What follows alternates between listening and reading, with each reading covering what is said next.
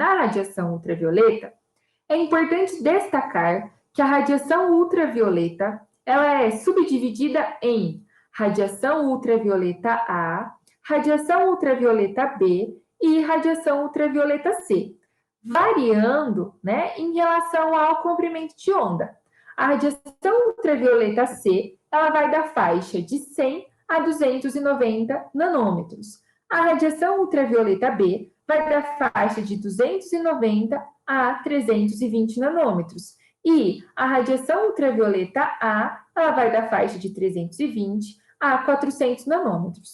Com base em nossa conversa anterior, podemos relembrar que quanto maior o comprimento de onda, menor a frequência. E que quanto maior o comprimento de onda, maior é a frequência e também mais energético é esse tipo de radiação. Com base nisso, nós poderíamos entender que a radiação ultravioleta C seria mais lesiva ao nosso organismo. Porém, é importante destacar que esse tipo de radiação ultravioleta é praticamente que por completo barrado pela camada de ozônio e com isso não atinge a superfície terrestre, aqui identificada pelo número 0, né, em relação à altitude e marcado com essa linha marrom. Com isso, nós temos que a preocupação com a radiação ultravioleta C, de maneira geral, não é tão grande quanto em relação à radiação ultravioleta A e ultravioleta B, que atingem, sim, a superfície terrestre. A radiação ultravioleta A, como vocês podem ver por essa representação, em relação a esses raios arroxeados, né, ela atinge a superfície da Terra em proporções bastante superiores à radiação ultravioleta B. Entre os autores, existe uma variação em relação a essa proporção, mas acredita-se que gire em torno de 90 a 95% de radiação ultravioleta A em relação a 5 a 10% da radiação ultravioleta B, chegando à superfície da Terra. Porém, nós não podemos esquecer que a radiação ultravioleta B é mais energética em relação à radiação ultravioleta A. E, apesar de proporcionalmente, né, atingir a superfície terrestre em menor quantidade, ela também merece cuidado, né? Também merece, existe a necessidade de uma preocupação em relação a esse tipo de radiação ultravioleta. Aqui gostaria também de reforçar que nós não devemos nos preocupar com esses dois tipos de radiação, ultravioleta A e ultravioleta B, de maneira separada, mas sim devemos considerar que ambos são deletérios em excesso, né? E que o cuidado, então, deve ocorrer em relação aos dois tipos de radiação. A proteção, né? A filtração, os mecanismos diversos de tentativa de barrar esse tipo de radiação em relação à sua ação sobre o nosso organismo deve ocorrer tanto em relação à radiação ultravioleta A quanto em relação à radiação ultravioleta B. Um outro risco importante a ser descrito é que a radiação ultravioleta, quando atinge a superfície da nossa pele, ela não é sentida. Significa que a pessoa muitas vezes se mantém exposta à radiação ultravioleta porque não está sentindo imediatamente esses efeitos deletérios. Talvez vocês estejam pensando que quando se expõem ao sol, sentem calor na superfície da pele. Mas essa sensação de calor, ela é gerada pelos raios infravermelhos e não pela radiação ultravioleta. Os efeitos da radiação ultravioleta, num primeiro momento, né, são menos perceptíveis. E isso pode fazer com que a pessoa fique exposta à radiação por tempos bastante prolongados, o que pode gerar efeitos deletérios ainda maiores. Além disso, né, além dessa questão de ela não ser sentida, é importante destacar que ela vai agir em diversas camadas da pele, a gente já vai conversar com um pouco mais de detalhes a esse respeito, e que os efeitos gerados pela radiação ultravioleta na pele são efeitos acumulativos. Isso significa que se a pessoa se expõe hoje e sofre danos, esses danos vão ser guardados, vão se acumular, vão se unir com os efeitos que são gerados no dia seguinte e assim consecutivamente. É por isso, né, que normalmente os efeitos como os cânceres de pele, como o fotoenvelhecimento, são observados com o passar do tempo e com o avanço da idade. E normalmente são resultados da exposição que o indivíduo sofreu ao sol, né, dessa exposição excessiva que o indivíduo sofreu ao sol durante toda a sua vida, justamente por se tratarem de efeitos que são acumulativos. Sabendo disso, então, nós temos que constatar que se a luz, né, for refletida, a luz ultravioleta, ou melhor, a luz do sol, né, juntamente com essa radiação ultravioleta proveniente dela, se ela for refletida ou espalhada, ela não irá gerar alterações no nosso organismo, não irá gerar alterações em moléculas que estão presentes em nossas células, em nossos tecidos, em nossos órgãos. Mas que, ao contrário, se essa luz não for barrada, não for filtrada de alguma maneira, ela vai ser absorvida pela nossa pele e isso vai gerar uma série de reações que são descritas como reações fotoquímicas, porque são aceleradas pelo efeito da luz e que, de maneira geral, são reações tanto de caráter inflamatório quanto reações de caráter oxidante, que vão gerar esses efeitos lesivos, que, repito, são cumulativos e que vão, então, durante a vida adulta, com o passar do tempo, gerar transformações mais significativas, mais preocupantes, devido, então, à acumulação desses efeitos. Aqui uma imagem retirada de um artigo, que inclusive está citado aqui na lateral para que vocês possam acessar caso tenham curiosidade, que nos mostra justamente a ação do Sol sobre moléculas químicas, inclusive as que compõem o nosso organismo, né? E que vão promover a formação de moléculas de substâncias excitadas, que então tendem a reagir com outras moléculas na tentativa de se estabilizar.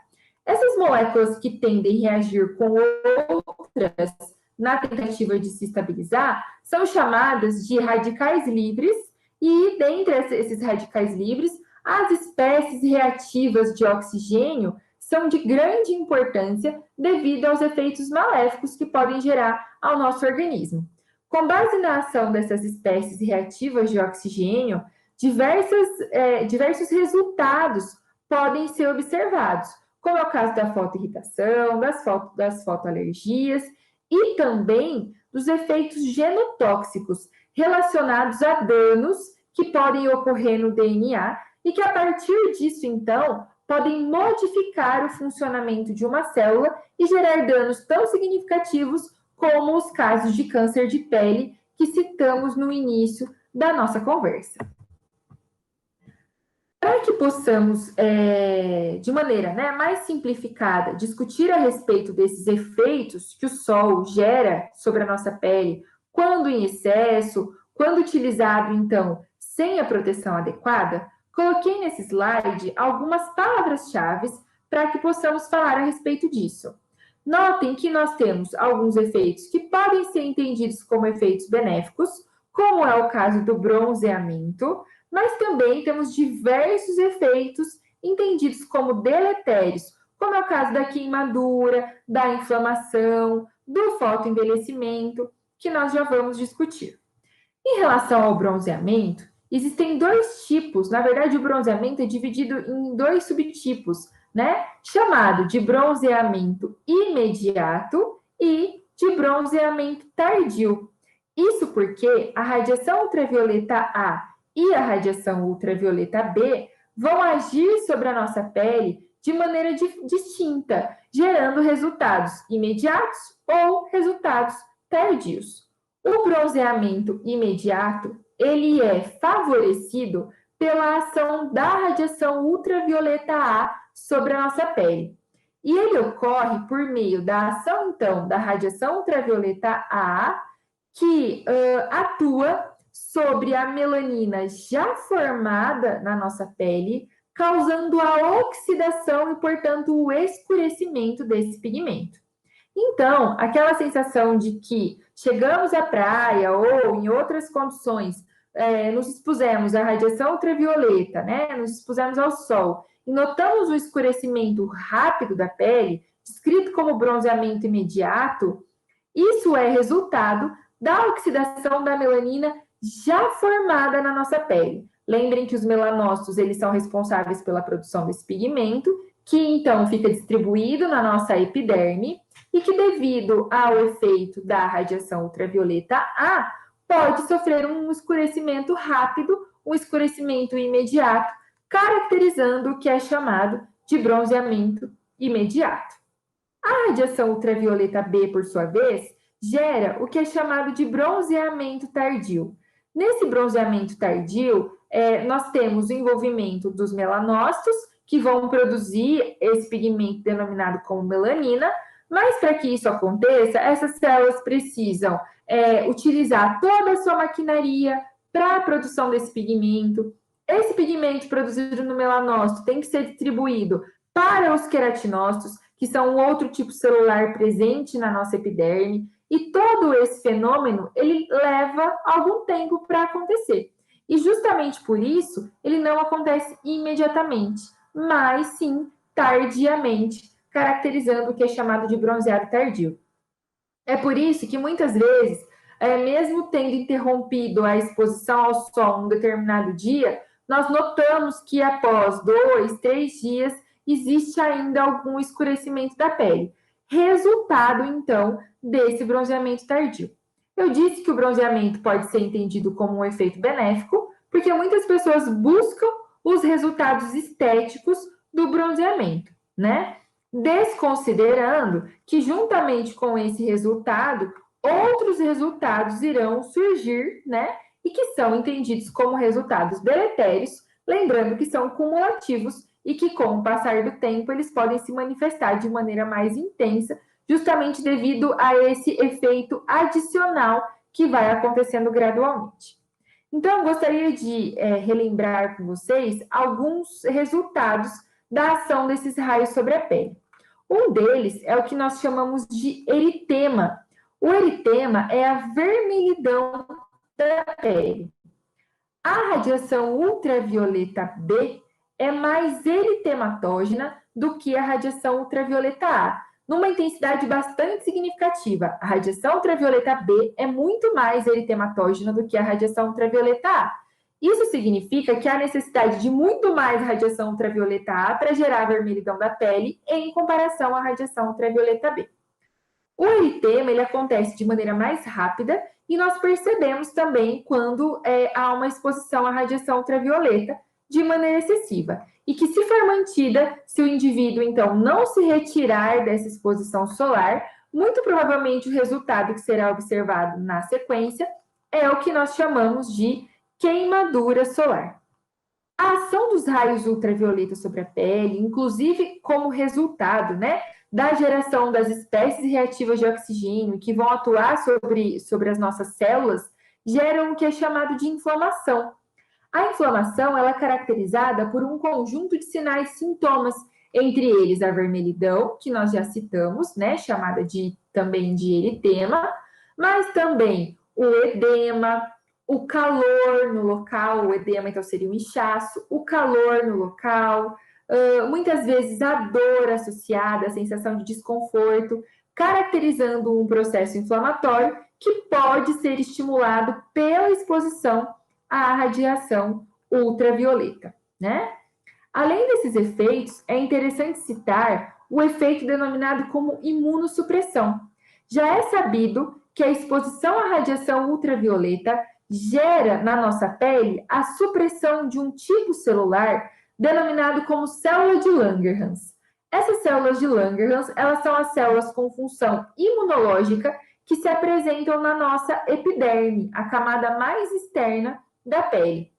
Os estudos mostram que a exposição à radiação ultravioleta gera redução do número dessas células, bem como a redução da atividade dessas células. E se essas células são responsáveis pela defesa imunológica da epiderme, né? Se elas são suprimidas, consequentemente, esse tecido, essa camada da nossa pele, estará mais exposta a agressões, a riscos provenientes do contato com o meio externo. É por isso que é bastante comum o aumento da incidência, por exemplo, de micoses cutâneas nos indivíduos que estão à praia, que estão expostos a essa radiação ultravioleta. É claro que no caso da praia, por exemplo, existe também um contato com outros fatores externos, né, que podem, micro-organismos, por exemplo, que podem favorecer a ocorrência dessas micoses, por exemplo, mas é sabido que a supressão dessas células de Langerhans interfere de maneira bastante significativa na ocorrência desses efeitos, né? Então, mais um resultado importante e deletério, resultado da radiação ultravioleta. O espessamento da pele também ocorre devido a uma exposição crônica à radiação ultravioleta. Entendam que a nossa pele, ela tem mecanismos, né? Ela procura meios de se defender de tudo aquilo que é deletério, de tudo aquilo que pode lhe oferecer riscos, danos. Justamente o próprio bronzeamento, a produção do pigmento melanina, ela é uma forma que a nossa pele tem de se proteger dos efeitos da radiação ultravioleta. E o bronzeamento acontece justamente como resultado dessa tentativa de proteção, já que o pigmento funciona como uma espécie de fotoprotetor natural, né? Então, todas as vezes que nós nos expomos à radiação ultravioleta, de maneira, principalmente, né, de maneira excessiva, a nossa pele reage com o bronzeamento de forma a produzir mais pigmento que barra, né, que protege a nossa pele e mais especificamente as suas células e o material genético dessas células dos efeitos deletérios da radiação ultravioleta. Outros mecanismos de defesa também são observados na nossa pele em relação a isso. Um exemplo é o ácido urocânico, uma substância presente no nosso suor, que também funciona que também apresenta, né, essa capacidade de filtração de raios ultravioleta. Outro mecanismo muito importante é o mecanismo de espessamento da camada córnea. Como vocês devem lembrar, a epiderme é, então, a camada mais externa da nossa pele, subdividida em outros estratos, em outras camadas, e dentre essas camadas ou estratos, o mais externo e composto principalmente por queratina, devido às células mortas, é o estrato chamado de estrato córneo. Todas as vezes em que há uma exposição excessiva à radiação ultravioleta, e principalmente de maneira crônica, esse extrato tende a se espessar, e por isso a gente descreve aqui um espessamento da pele, como uma forma de proteção a esse órgão, né? É claro que todos esses mecanismos, eles são importantes, eles auxiliam para essa proteção, mas quando a intensidade dessa exposição, o tempo de exposição, ele ultrapassa, ou ele é muito intenso, ele acaba causando efeitos deletérios à pele, mesmo com esse conjunto de ferramentas, né, de mecanismos que a nossa pele busca na tentativa de se proteger. O fotoenvelhecimento, já havia citado para vocês, então, marcas profundas, né, as rugas profundas, o surgimento de manchas, uma flacidez mais intensa, esse espessamento e ressecamento da pele, são características de uma pele fotoenvelhecida. Como eu disse, o envelhecimento gera alterações da pele, mas o fotoenvelhecimento é uma situação em que o sol acelerou o surgimento dessas transformações. Em resumo, nós temos então uma variedade de resultados da radiação ultravioleta agindo sobre a nossa pele e que a grande maioria são entendidos como deletérios, né, como danosos, quando nós pensamos numa exposição excessiva. E podem ser resumidos, né, divididos em danos que são imediatos e que, portanto, vão ser observados rapidamente, mas também em danos tardios, que são aqueles que vão acontecer mais tarde e que muitas vezes são devidos à acumulação desses danos que foram ocorrendo gradualmente. Um exemplo de dano tardio é justamente a ocorrência desses casos de cânceres de pele, principalmente o não melanoma, que nós discutimos que são muito frequentes na população, né? E que certamente são acelerados, são favorecidos pela ação deletéria dos raios ultravioletas sobre a nossa pele. Bom, com base em tudo isso, é importante discutir então, né? Como evitar